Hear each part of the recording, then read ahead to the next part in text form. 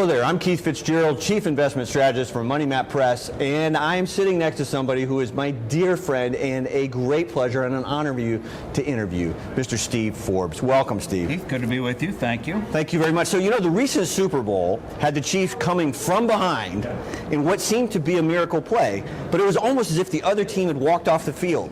Is that where our economy is today with President Trump and all the success he has achieved? Well, I hope, I thought for a minute you were going to say the Democrats are behind and they're going to do what the Chiefs did. Thank you. No, I don't think so. Thank you for not going there. Trump, the president's in good shape. His approval ratings are going up. And the key thing is to focus it on, as he did in the State of the Union, on issues and substance and leave the personalities out of it. He didn't mention impeachment. Didn't take Pelosi's bait, just did the task at hand. Because what we saw in 2004 and again in 2012 when we had the previous incumbents running for re-election is that around election day, the percent of the popular vote they get almost matches exactly their approval rating. So in 2004, George W. Bush was around 51. That's what the popular vote he got.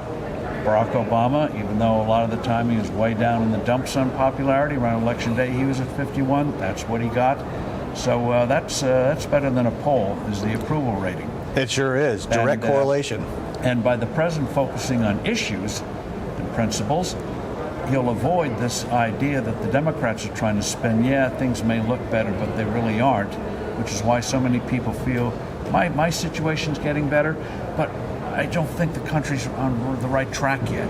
He's got to... He's addressing that, yeah. He's got to couple those together. Yeah, you're doing better because the country is on the right track.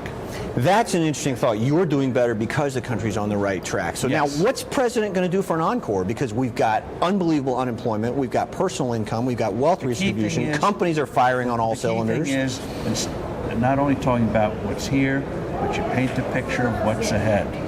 Tax Cut 2.0, which they're supposed to release in the spring or summer. Have some juicy things there. Roll out more specifics, as he's starting to do, on health care. That's the one issue the Democrats think the Republicans are vulnerable on. And that's why it's amazing the Democrats went in for this impeachment stuff. It just took health care right off the front page. Yeah, boom. Thank you very much. So if you paint the picture of the future, and say, yeah, there's some exciting things coming in the future, then that's how you don't have to worry about, can I get unemployment down from 3.45 to 3.35? You're there. Yeah. Now, you and I share a characteristic that I learned from you over the years partly, and that's optimism. So looking into the 2020, looking into this next decade, what do you see the greatest opportunity is for this country?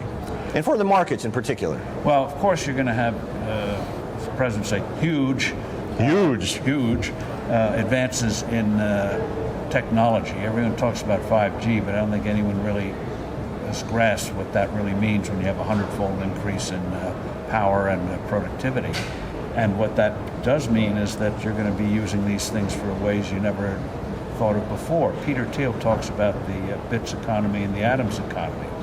And the atoms economy is going to come back. Think of airplanes. You don't have... the last 20, 30 years, yeah, they've made incremental improvements, but you don't get from, say, to New York to Los Angeles any faster than you did 20, 30 years ago. That's going to change. But the big area, if politics doesn't muck it up, is healthcare. We're starting to see the rise of a consumer healthcare market. Americans now, because companies are putting in these high deductible plans, many couple them with HSAs, but some do not.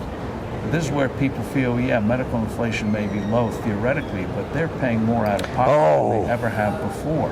Yeah. So there's a consumer market growing up, and that presents enormous opportunities.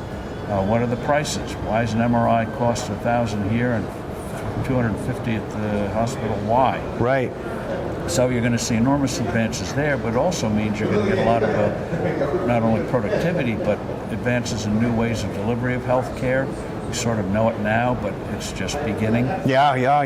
That's very exciting to me, So anyway, thank you so much. I'm Keith Fitzgerald. I really appreciate you joining us today. We'll see you next time.